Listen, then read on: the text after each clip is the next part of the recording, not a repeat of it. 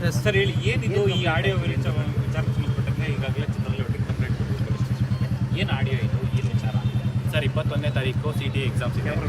21ನೇ ತಾರೀಕು CT exams ಇದೆ. 1,60,000 ಜನ ಸ್ಟೂಡೆಂಟ್ಸ್ ಎಕ್ಸಾಮ್ಸ್ ಬರೀತಾ ಇದ್ದಾರೆ. 23ನೇ ತಾರೀಕು PSA ಎಕ್ಸಾಮ್ಸ್ ಇದೆ, ಅದು KSP ನಡೆಸೋದು. ಇದು CT ಎಕ್ಸಾಮ್ಸು KPSC ನಡೆಸೋವಂಥದ್ದು.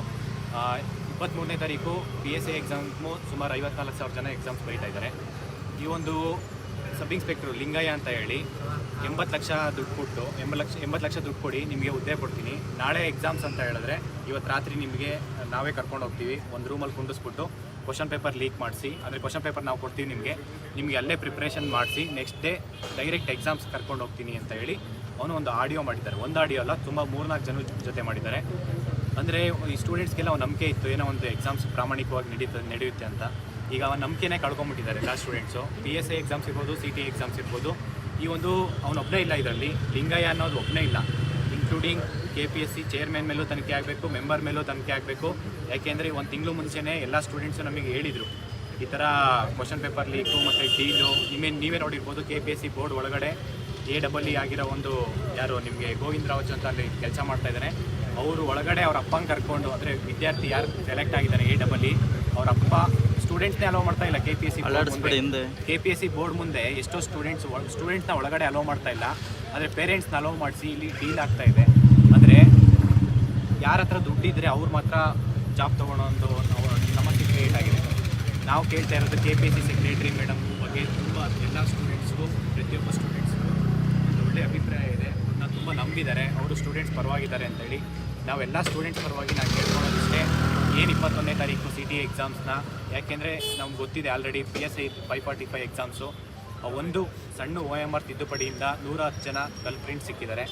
ಆ ರೀತಿ ಸುಮ್ಮನೆ 2 ವರ್ಷ 3 ವರ್ಷ ಪಾಪ ನಾನು 545 545 ಜನದಲ್ಲಿ 100-200 ಜನ ಕರಪ್ಷನ್ ಮಾಡಿರ್ಬೋದು. ಪಾಪ ಇನ್ನು 300 ಜನ ಯಾರು ಪ್ರಾಮಾಣಿಕವಾಗಿ ಎಕ್ಸಾಮ್ ಕ್ಲಿಯರ್ ಮಾಡಿದಾರ ಅವ್ರಿಗೆಲ್ಲರಿಗೂ ಅನ್ಯಾಯ ಆಗುತ್ತೆ.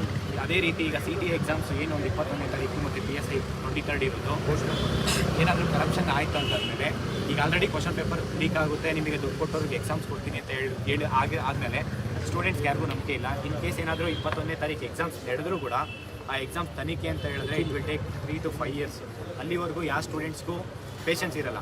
ಏನೋ ಎಲ್ಲದಕ್ಕೊಂದು ಲಿಮಿಟ್ ಇರುತ್ತೆ, ಏಜ್ ಲಿಮಿಟ್ ಆಗಿರ್ಬೋದು. ಯಾಕೆಂದರೆ ಸ್ಟೂಡೆಂಟ್ಸ್ ಅವ್ರ ಅಪ್ಪ ಅಮ್ಮನ ಈ ಒಂದು ಏಜಲ್ಲಿ ಅವ್ರ ಅಪ್ಪ ಅಮ್ಮ ಸಾಕೋ ವಯಸ್ಸಲ್ಲಿ ಅವ್ರ ಅಪ್ಪ ಅಮ್ಮನ ದುಡ್ಡಲ್ಲಿ ಇವರು ಇಲ್ಲಿ ಓದಬೇಕಂದ್ರೆ ತುಂಬ ಕಷ್ಟ ಆಗುತ್ತೆ. ಇವತ್ತೇ ಸಿಕ್ಕಿತ್ತು ಸರ್, ಅದಕ್ಕೆ ನಾವು ಯಾವತ್ತು ಸಿಕ್ಕಿತ್ತು ಅಂದರೆ ಅಂದರೆ ಮಾಹಿತಿ ಇತ್ತು, ನಮಗೆ ಕ್ಲಾರಿಟಿ ಇರಲಿಲ್ಲ, ನಮ್ಮ ಹತ್ರ ಮಾಹಿತಿ ಇರಲಿಲ್ಲ. ಈಗ ನೀವೇನು ಕೇಳ್ತೀರಾ, ಈಗ ಇಲ್ಲ ಮೀಡಿಯಾ ಆದ್ರೆ ನಿಮ್ಮ ಹತ್ರ ನೀವು ಅಡ್ರೆಸ್ ಮಾಡಿದಾಗ ನೀವೇನು ಕೇಳ್ತೀರಾ, ನಿಮ್ಮ ಹತ್ರ ಏನಾದರೂ ಪ್ರೂಫ್ ಇದೆ ಅಂತ ಕೇಳ್ತೀವಿ. ಇವಾಗ ನಮ್ಮ ಹತ್ರ ಪ್ರೂಫ್ ಇದೆ, ಈಗ ಅವನ್ನ ಅರೆಸ್ಟ್ ಮಾಡಿ ಇಮಿಡಿಯೇಟ್ ಪೋಸ್ಟ್ಪೋನ್ ಮಾಡಬೇಕಂತ, ಪೋಸ್ಟ್ಪೋನ್ ಮಾಡಲೇಬೇಕು. ಎಕ್ಸಾಮ್ ಬೇಕೇ ಬೇಕು, ಬೇಕೇ ಬೇಕು, ಬೇಕೇ ಬೇಕು.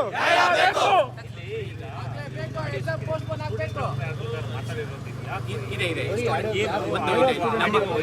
ನಮ್ಮ ಅಖಿಲ ಕರ್ನಾಟಕ ರಾಜ್ಯ ವಿದ್ಯಾರ್ಥಿ ಇದು ಏನು ಸಂಘ ಇದೆ, ಆ ಸಂಘದ ಅಸೋಸಿಯೇಷನ್ ಮೆಂಬರು ಕೂಡ ಆ ಪರ್ಸನ್ಗೆ ಲಿಂಗಯ್ಯ ಅನ್ನೋರಿಗೆ ಮಾತಾಡಿದ್ದಾರೆ.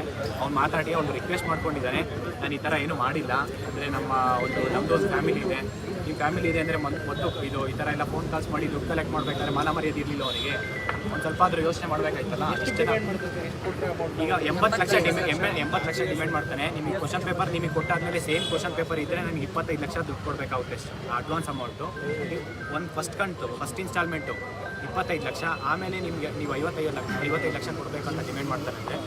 ಇವರು ಯಾವ ಮಟ್ಟಕ್ಕೆ ಕರಪ್ಷನ್ಗೆ ಇಳಿದಿದ್ದಾರೆ, ಇದು ಎಷ್ಟು ಚೈನ್ ಸರ್. ಪವನ್ ಅಂತ ರಜತ್ ಅಂತ ಹೇಳಿ ಒಂದು ಚಾಟ್ ಮಾಡಿದ್ದಾನೆ. ಚಾಟ್ ಎಲ್ಲ ಶೇರ್ ಮಾಡ್ತೀನಿ ನಿಮಗೆ, ಆಡಿಯೋದು ಶೇರ್ ಮಾಡ್ತೀನಿ. ಆಡಿಯೋದಲ್ಲಿ ಪವನ್ ಮತ್ತು ರಜತ್ ಇಬ್ಬರು ನೇಮ್ಸ್ ಇದೆ, ಮತ್ತು ಇನ್ಕ್ಲೂಡಿಂಗ್ ತುಂಬ ಪೊಲಿಟಿಷಿಯನ್ಸ್ ನೇಮ್ಸ್ ಎಲ್ಲ ಯೂಸ್ ಮಾಡಿದ್ದಾರೆ. ಹೆಸರೆಲ್ಲ ಆಡಿಯೋದಲ್ಲೇ ಇದೆ ಸರ್. ಅಲ್ಲ ಇದೆ ಸರ್, ಎಲ್ಲ ಪೊಲಿಟಿಷಿಯನ್ಸ್ ಇದೆ. ಬಟ್ ಅಲ್ಲ, ಇಂಡಿವಿಜುವಲ್ ಪರ್ಸನ್ ಅಂತ ನಾವು ಒಬ್ಬರೇ ಅಂತ ಹೇಳೋಕ್ಕಾಗಲ್ಲ, ಅದು ಚೈನ್ ಲಿಂಕ್ ಅಲ್ಲ. ಆಡಿಯೋ ನೀವು ಕೇಳಿರ್ತೀರಲ್ವಾ, ಆಡಿಯೋದಲ್ಲಿ ಪ್ರಮುಖವಾಗಿ ಯಾರ್ಯಾರು ಉಲ್ಲೇಖ ಮಾಡಿ ಸರ್? ಇವಾಗ ನಿಮಗೆ ಒಂದು ಕೋಟಿ ದುಡ್ಡು ಕೊಟ್ಟರೆ, ಈಗ ಯಾರೇ ಒಬ್ಬರು ಪೊಲಿಟಿಷಿಯನ್ಸ್ ಮನೆ ಹತ್ರ ಹೋಗಲಿಲ್ಲ, KPSC ಚೇರ್ಮನ್ ಇರಲಿ, ಅವ್ರ ಹತ್ರ ಹೋದರೆ ನಿಮ್ಗೆ 1 ಕೋಟಿ ದುಡ್ಡು ತೊಗೊಂಡೋದ್ರೆ ನಿಮಗೆ ಕೆಲಸ ಕೊಡ್ತೀನಿ ಅನ್ನೋ ಥರ ಆಡಿಯೋ ಇದೆ. ಒಂದ್ಸತಿ ಅದು ಕ್ಲಿಯರ್ ಆಗಿ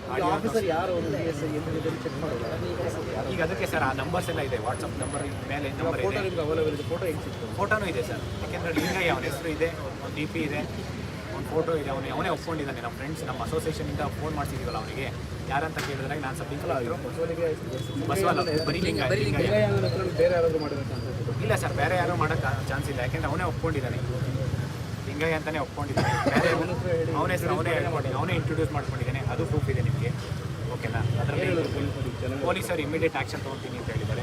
ಆ್ಯಕ್ಷನ್ ರಿಜಿಸ್ಟರ್ ಮಾಡ್ತಿದ್ದಾರೆ, ಮಾಡಲೇಬೇಕು. ಮಾಡ್ದಿಲ್ಲ ಅಂದರೆ ಇಲ್ಲಿ ಯಾರು ಹೋಗಲ್ಲ. ಸೊ ಎಕ್ಸಾಮ್ ಪೋಸ್ಟ್ಪೋನ್ ಆಗಬೇಕಂತ ಹೇಳಿ ನಮ್ಮ ಮುಖಾಂತರ ಸ್ಟೂಡೆಂಟ್ಸ್ ಪರವಾಗಿ ಏನು ಕೇಳ್ತೀನಿ ಅಂದರೆ KPSC ಸೆಕ್ರೆಟರಿ ಮೇಡಮ್ಗೆ ರಿಕ್ವೆಸ್ಟ್ ಮಾಡ್ತಾ ಇದ್ವಿ. ರಿಕ್ವೆಸ್ಟ್ ಆದರೂ ಅನ್ಕೊಬೋದು, ಇಲ್ಲ ಡಿಮ್ಯಾಂಡ್ ಆದರೂ ಅಂದ್ಕೊಳ್ಳಿ. ಯಾಕೆಂದರೆ for the sake of students ಅವ್ರಿಗೆ ಏನು ಬೇಕೋ ಅದನ್ನೇ ನಾವು ಹೋರಾಟ ಮಾಡ್ತೀವಿ. ಇಲ್ಲಿವರೆಗೂ ಅದನ್ನೇ ಮಾಡ್ತಾ ಇರೋದು, ಇನ್ನು ಮುಂದೆನೂ ಅದನ್ನೇ ಹೋರಾಟ ಮಾಡ್ತಿದ್ದು. ಪ್ರತಿಯೊಬ್ಬ ಸ್ಟೂಡೆಂಟ್ಸ್ ಏನು ಕೇಳ್ತಿದ್ದಾರೆ ಅಂದರೆ ಪೋಸ್ಟ್ಪೋನ್ ಮಾಡಲೇಬೇಕು.